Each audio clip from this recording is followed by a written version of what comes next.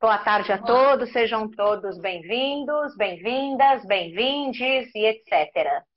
A gente está aqui hoje mais uma vez para bater um papo super gostoso. Sim. Chama papo de mulher, mas os homens são muito bem-vindos. Começa por aí. Todos são bem-vindos nessa história.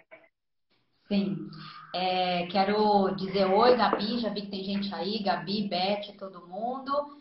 E começar falando. Bom, você quer que apresente? É bom a gente Pode apresentar falar. toda vez? Né?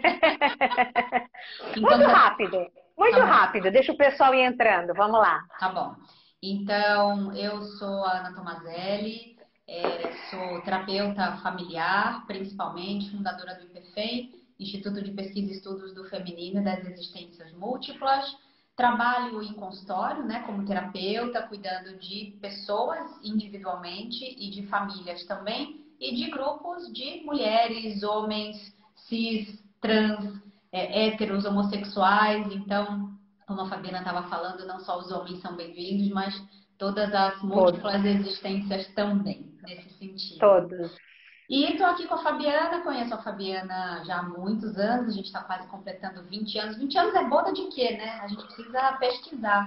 Não sei, se Eu não sei for a que gente inventa. A gente inventa, não tem problema. que é a boda, nós somos amigas, nos conhecemos na faculdade e por gostarmos muito de trabalhar, por confiarmos muito no trabalho uma da outra, tudo que uma chama a outra para fazer de trabalho, a outra faz. Apresentação rápida é essa. Pronto, gostei. É assim, tira e queda, perfeito. E aí, o que acontece? Para quem é novo e nunca esteve aqui, uma vez a cada 15 dias, mais ou menos, a gente se encontra para bater papo sempre, mas é só nós duas. Aí a gente resolveu compartilhar esses papos a cada 15 dias para falar de vários assuntos, para compartilhar ideias, para ouvir ideias, né? Porque nós acreditamos que o conhecimento é libertação. Então, quando a gente fala, quando a gente entende, quando a gente compreende, quando a gente compartilha, a gente de alguma forma está construindo um eu melhor, né? Então, é por isso que a gente está aqui sempre. Pronto, falado, vamos lá. Sim. Qual é o assunto de hoje, dona Ana? Hoje a gente decidiu falar sobre casos de família. Plagiando o programa, mas não muito. A gente decidiu falar sobre conflitos em família. Acho que vale a pena explicar o contexto, né? Então, como eu comentei, dentre outras coisas que eu faço da vida, eu sou uma ex-diretora de RH e que hoje trabalho bastante com a parte sistêmica familiar. A gente vem desenvolvendo alguns trabalhos para o público da Fabiana. E a gente deu uma aula na semana passada, retrasada, algo assim. Foi, há 2 sextas-feiras. Isso, então faz uns 15 dias eu dei uma aula sobre fundamentos de constelação familiar, né, teoria da constelação familiar, para a turma do Sacerdócio 4, né, do Sacerdócio de Umbanda, que é a turma também da qual eu faço parte, e a gente decidiu falar sobre família carnal. E aí muitas dúvidas levantaram, muitas coisas aconteceram, muitas pessoas começaram a perguntar e muita gente começou a mandar caso. É verdade. Eu tenho esse problema com a minha irmã assim assado, o que eu faço? Eu tenho esse problema com a minha mãe assim assado, o que eu faço? Meu pai assim assado, o que eu faço? Então, como essas dúvidas começaram a chegar, como a gente também, né? Eu como terapeuta familiar, a Fabiana como sacerdotisa, né? Como líder de um grupo, né? Muito coeso, muito grande. A gente recebe muitos casos, então eu separei 3 casos principais que mais aparecem. Legal. Que mais aparecem para a gente conversar. Se quem está assistindo a gente também tiver dúvida, alguma coisa, manda para onde, Fá? Para onde que você prefere que mande? Manda aí mesmo a dúvida. A gente lê, se der tempo a gente já responde aqui mesmo. A gente é tira e queda. Não, mas se não der tempo, aí pode mandar para o teu Instagram?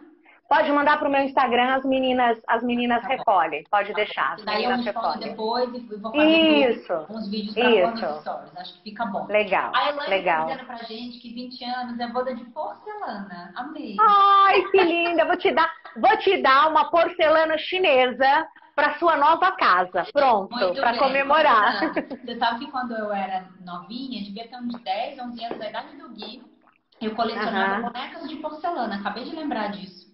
Eu colecionava umas bonecas lindas, assim, que vendia lá em Teresópolis, bem artesanal.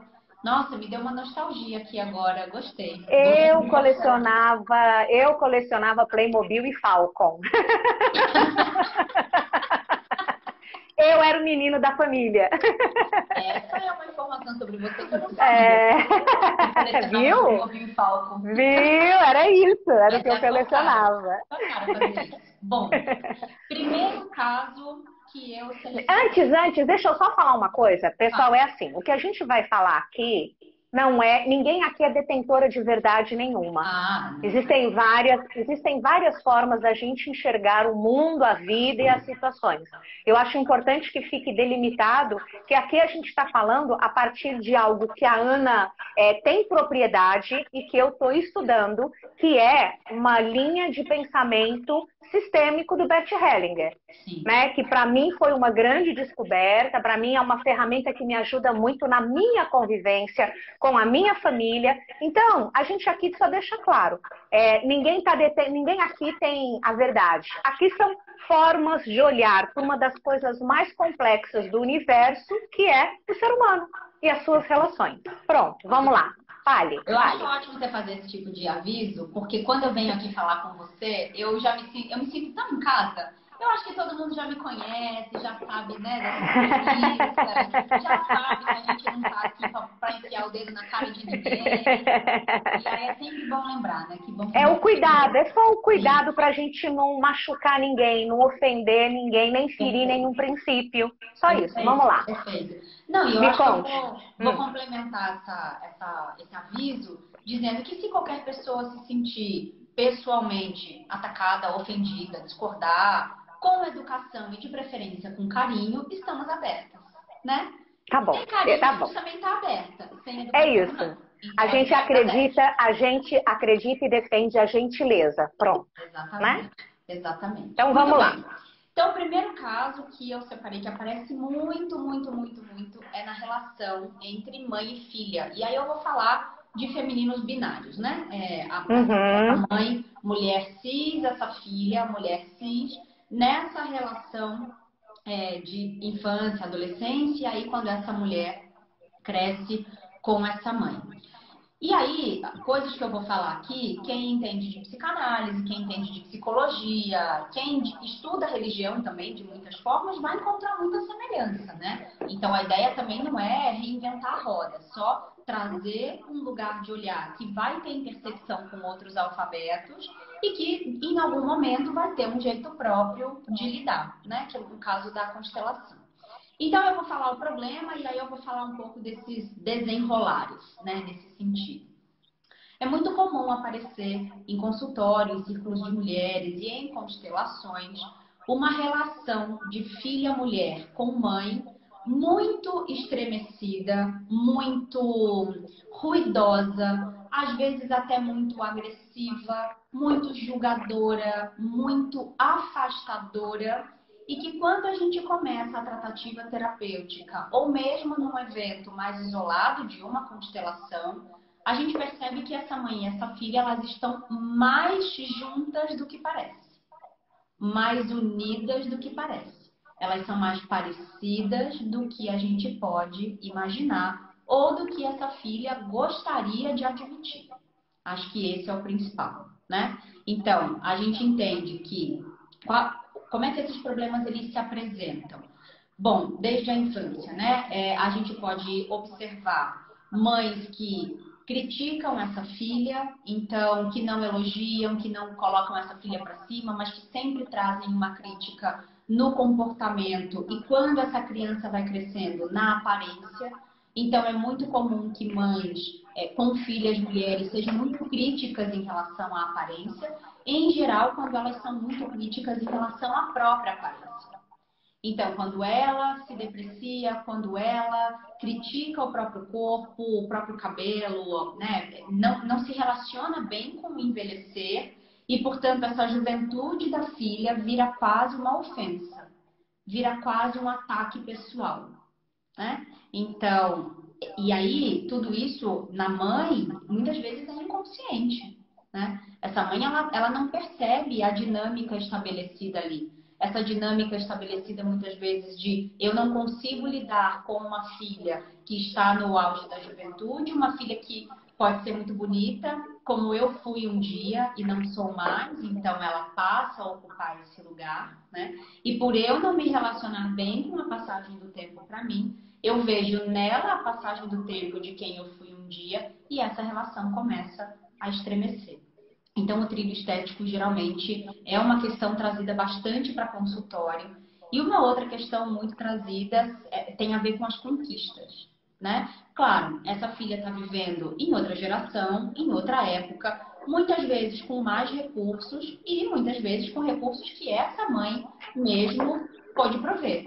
Trabalhou e etc. E colocou essa filha num ponto de partida melhor que o dela, por exemplo. Né? Então, naturalmente, em teoria, essa filha vai ter mais êxito, mais sucesso. E aí isso é sentido pela mãe em lugares também muito inconscientes, em lugares muito feridos, de um jeito não tão bacana assim. Então é muito comum que esses problemas, né, o estético, as conquistas, as divergências, né, as não concordâncias, então é muito comum que essa mãe não concorde com as atitudes e com as decisões dessa filha, não concorde com, vou falar do binário, né? Então, não concorde com um homem que essa filha escolhe para se casar. E se essa mãe não tem uma tratativa terapêutica, não tem um acompanhamento terapêutico, essa relação ela pode ficar muito estremecida e chegar no insustentável, né? Porque fica esse lugar da crítica, do julgamento. Isso eu estou falando ainda só do lado da mãe, né? Do lado da filha que recebe isso, tem tudo isso sofrido como um ataque. Então, muitas vezes, esse não entendimento, até infantil, de por que é que a minha mãe está me criticando neste lugar ou não está me apoiando nesse lugar.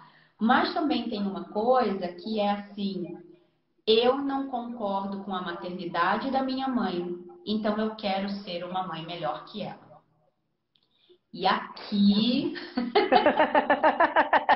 eu vou O até me nó. cortar. Você chegou no nó, agora dá o nó, não é isso? Agora começa o nó. Eu vou até me coçar, porque assim, é muito comum eu ouvir coisas do tipo, eu não quero ser a mãe que a minha mãe foi, eu não concordo com a mãe que a minha mãe foi, a minha mãe não foi uma boa mãe, eu quero ser muito melhor do que a minha mãe foi, né?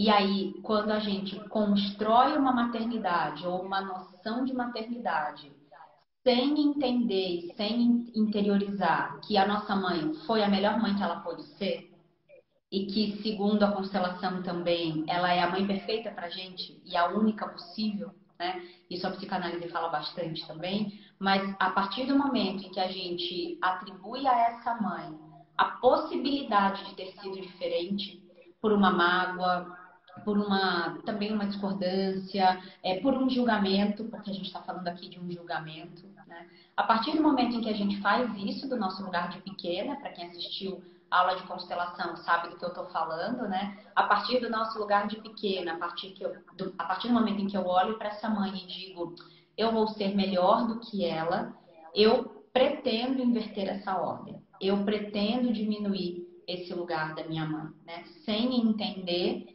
que eu, na verdade, cada vez que eu faço isso e cada vez que eu coloco a intenção de ser diferente dessa mãe, ou, entre aspas, melhor do que ela, o que eu estou fazendo do ponto de vista inconsciente e energético é justamente o contrário. Eu estou me tornando a minha mãe. Não é assim? A gente vai se tornar exatamente os nossos pais? Então, a má notícia que eu tenho aqui, para quem está nos assistindo, para quem vai ver depois essa conversa, né? A má notícia é que quanto mais você nega, quanto mais você julga, quanto mais você critica, quanto mais você afasta, quanto mais você condena, mais você se aproxima de ser esta pessoa. Mais você está performando no lugar da criança que está pedindo pelo amor de Deus para ser vista por essa mãe, né? mais tem ali uma vontade de que essa mãe olhe e dê o amor que você está pedindo. E por que que é importante ter consciência disso? Porque este jeito de se relacionar com a mãe, ele vai ser o jeito que a gente vai levar para os nossos relacionamentos afetivos. Em geral, namoros e casamentos. Então, segundo a constelação, a cara dos nossos relacionamentos amorosos é a cara da nossa mãe. Ou seja, da maneira como a gente se relaciona com a nossa mãe. Vai ficando só pior, né? Vai ficando só pior. Só vai piorando. Acho que já tá na hora de acabar a live. Já deu, já deu. Ó, eu queria... Vamos fazer uma live lacaniana? Vamos! Ó, eu queria falar umas coisinhas. Eu acho que dá pra gente entender um pouco, né? Existe um mito, e pra mim, tá? Pra mim, existe um mito, a minha visão, o mito da maternidade. Basta você engravidar, que de repente, do nada, se abre na sua cabeça uma consciência de que o que é ser mãe? Ser mãe é isso, isso, isso, isso, isso. E aí é um instinto materno que vem de dentro do meu ventre. Ok, isso existe o instinto de proteger a cria, o instinto de alimentar a cria. E a gente está falando de instinto que a maioria dos mamíferos tem. Mas filho não vem com manual. Então, quando a gente desconstrói esse mito, a primeira coisa que a gente entende, papel social. A mãe, ela exerce o papel. O que ela acha que é ser mãe? Dentro dela, o que ela recebeu da mãe dela, o que a mãe dela recebeu da avó dela, o que ela foi exposta a vida inteira dela, o que ela se relacionou com toda... Então, é um conjunto que aí ela engravida e ela fala, ok, então serei essa mãe. Aí tem o outro lado do filho, o filho, que também vai crescendo e vai idealizando o que é uma mãe, a mãe perfeita. Porque a mãe do meu amiguinho, a mãe da minha amiguinha, a mãe da novela, a minha avó paterna, a minha tia. E aí começa a criar. Isso é a mãe perfeita. E muitas vezes, talvez a maioria das vezes, o que o filho ou a filha acha que é a mãe perfeita acha que está sendo perfeita. E não encaixa. Não encaixa. E aí a gente começa, mas como? Só porque eu engravidei eu virei mãe? Não. Você é a progenitora. Uma coisa é você ter gerado. Outra coisa é você assumir e entender e dar o seu melhor. E a gente costuma, mãe, Maria, mãe de Jesus. Mãe, no nosso caso, Iemanjá.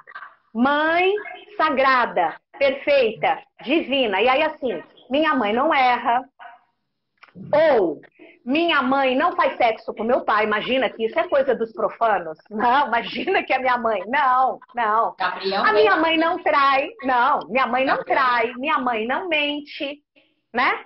Então, a gente começa a entender, e acho muito importante, mãe é tão humana quanto a gente. A gente tem que tirar a mãe do pedestal e entender as limitações dela, que ela deu o seu melhor, né? Que ela tinha um monte de expectativa em cima, meu filho vai ser médico, meu filho vai ser hétero, e não deu certo, sabe? Meu filho vai ser isso, minha filha vai ser linda, minha filha vai casar com um homem maravilhoso. E aí a gente começa a ver o quanto é complicado e que uma encarnação só não dá conta de resolver o problema. Não dá. E o que você está falando é muito importante, assim, porque o Freud fala de matar a mãe, né? Matar a mãe, matar o pai, mas principalmente a mãe, né? Dentro da gente. E o Hellinger falava muito sobre ver a mãe e o pai, mas vamos falar da mãe, em sua humanidade. Enxergar em sua humanidade. Isso. Né? Isso é tão bonito.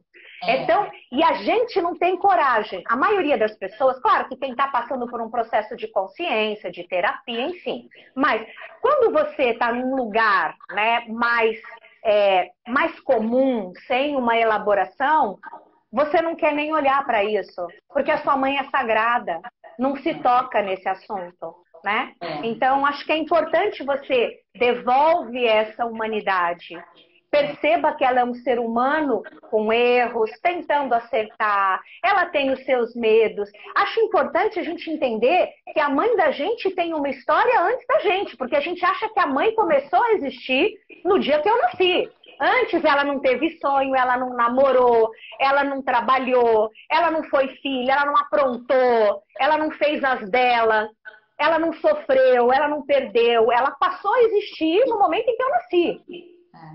Então acho que é muito importante, é muita coisa, pronto, senão eu vou ficar até amanhã. Aqui em casa eu digo uma coisa, eu digo assim, eu tenho 2 filhos, para quem não sabe, o Rafael de 22 e o Guilherme de 12 anos, né, vivos. E o que eu digo aqui em casa é assim, a mãe do Rafael não é a mesma mãe do Guilherme. Perfeito. Porque a mãe do Rafael foi mãe aos 17, a mãe do Guilherme foi mãe aos 27, né? Para começar. Uhum. E a outra coisa que eu digo é, a mãe que você tem dentro da sua cabeça não sou eu. Eu concordo. E aí é muito maluco, porque agora que eles são grandes, a gente consegue conversar mais sobre isso, né? Aí eles, principalmente o Rafael, que é grande, já entende, o Guilherme tá na fase de começar a entender. Mas assim, o recorte que eles têm da mãe é um pedaço de quem eu sou. E aí, vou fazer um gancho com uma coisa que você estava falando, né? Essa coisa da construção social da maternidade, vou recortar as mulheres que têm privilégio. As mulheres cis, brancas, hétero, etc, tá? Então, quando a gente fala deste recorte de mulheres, a gente também compra essa história e a gente também entra no lugar de agora eu virei mãe, agora eu não tenho vida. Então, também tem esse lugar, essa repetição de coisas do tipo, não durmo mais, nem lavo mais o cabelo, eu não posso ir ao banheiro, que é verdade, o pedaço do puerpério, de fato, ele, cada mulher experimenta de um jeito, mas em geral, ele exige muito da gente, por conta de amamentação, principalmente o primeiro filho, né? Que é o primeiro, sei lá, a chupeta cai no chão, você vai ferver, tem 13 chupetas extras e tal. Chega no segundo, no terceiro filho, a chupeta passa assim, passa na calça jeans e enfia na boca da criança. Já não dá mais tanto trabalho, né? Também tem isso. Então, quando a gente fala de uma maternidade, principalmente uma primeira maternidade, etc., tem também neste recorte do privilégio, às vezes, uma coisa de não colocar alguns limites e também de não deixar esse homem se aproximar, porque esse homem não sabe fazer, porque só eu e a minha mãe a gente sabe. E essa é uma provocação que eu faço bastante neste recorte. Tá? Não podemos ignorar que temos 6 milhões de crianças sem pai na certidão de nascimento, não podemos ignorar que ainda os pais que registram muitas vezes não participam do dia a dia, né, dessa criança principalmente pequena, no puerpério, não dá, enfim, suporte para essa mãe, mas isso aí são outros assuntos que a gente pode conversar depois. Voltando para o nosso assunto, quando a gente olha esse lugar da maternidade e, portanto, a gente acha que a gente não só se igualou à nossa mãe, mas que a gente pode ser melhor do que ela... Superar, né? Aí acabou pra nós aqui. Aí deu merda, tem um caminho também que eu acho que é importante a gente entender, que assim, a nossa sociedade valoriza o sacrifício. Como se o sacrifício é o caminho católico que me leva ao céu. Quanto mais sacrifício, mais eu me enobreço, mais a coisa ganha valor. Então, ser mãe inclui, a conversa de mãe é essa, eu não durmo, eu me sacrifico, eu acordo 10 vezes durante a noite. E aí vai, eu deixei de fazer isso para poder comprar aquilo, eu me separei do pai e agora eu tenho que ser pai e mãe, então eu não posso ter vida. E é muito engraçado que quando isso passa, lá na frente, eu me sacrifiquei tanto por você e você é um ingrato. Você não dá valor. Né? Então, realmente, eu acho que é importante também o recorte do quem é que pediu sacrifício. E quando eu faço por amor, será que é sacrifício mesmo? Será que realmente eu posso classificar como um sacrifício? Né? Porque quando a gente fala sacrifício, é eu me doando pelo outro, morrendo pelo outro. Será que um filho pede isso? Será que eu pergunto sempre, será que o filho, em sã consciência, ele diria para sua mãe, mãe, eu quero que você abra mão da sua vida, eu quero que você não namore, eu quero que você pare de trabalhar, eu quero que você fique 24 horas do meu lado e que você deixe de viver. Que filho pede um negócio desse? Em sã consciência, né? Em sã Enfim. consciência, né? Mas é que Em sã assim, consciência. aí a gente tem que olhar duas coisas, né? A primeira é essa decisão da maternidade, de ser mãe, de colocar um filho no mundo para que este filho responda a muitos anseios meus. Uhum, Então, uhum. a decisão de ser mãe em geral, ela não é uma decisão de quero colocar mais um ser humano no mundo, ou quero construir um ser humano para o mundo X. Não. Para o Eu mundo.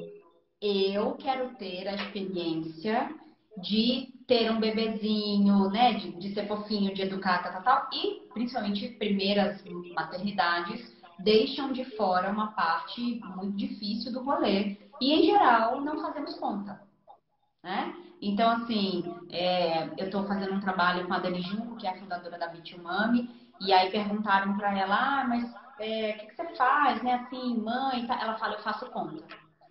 Eu faço conta. Ela é muito parecida com você, inclusive. Ela fala, eu faço conta. Que Porque ótimo. esse é um aspecto da maternidade que a gente não coloca, né? Na discussão, na conversa e tal. Enfim, voltando para cá, quando a gente vê, então, essa dinâmica, principalmente de que quando eu me coloco, quando eu viro mãe, eu me acho igual ou na possibilidade de ser superior à minha mãe, é aí que muita coisa pode sair dos trilhos, digamos assim, né? E aí você pode falar, tá bom, mas como é que você previne isso? Como é que você resolve isso? E aqui tem um aviso que é importante, acho que dois, na verdade, né? No curto espaço de uma live. O primeiro é que na constelação a gente separa o momento da concepção e separa todo o resto que acontece depois na vida. É para passar pano? É para desculpar abuso? É para perdoar agressão? Não. Mas a gente divide o momento da concepção como um momento muito importante, porque se não fosse aquele momento eu não teria a vida. Então, por mais que essa pessoa que me gerou, né, falando especificamente da mãe, por mais que ela não tenha cuidado de mim, ela pode ter me abandonado, me dado para adoção, ela pode ter me maltratado, toda essa dinâmica a gente também vai tratar e também vai olhar, mas isso não tira desta pessoa a importância de que graças a ela eu tenho uma vida. E a vida é algo pelo qual a gente devia agradecer todos os dias. E se a gente deveria agradecer pela vida, a gente precisa agradecer a quem proporcionou a vida, né? Esse é o entendimento mais técnico dentro da constelação. E a outra coisa é que quando a gente fala desse lugar de mãe e filha, é importante a gente saber que cada pessoa vai performar, segundo a grande alma, né, como a gente chama na constelação, vai performar o que precisa performar e que a gente recebe exatamente aquilo que a gente necessita. Parece um papo muito próximo da fé, né? Muito próximo das conversas religiosas, assim. Mas é esse entendimento de que se qualquer coisinha ali diferente tivesse acontecido, eu seria uma pessoa diferente.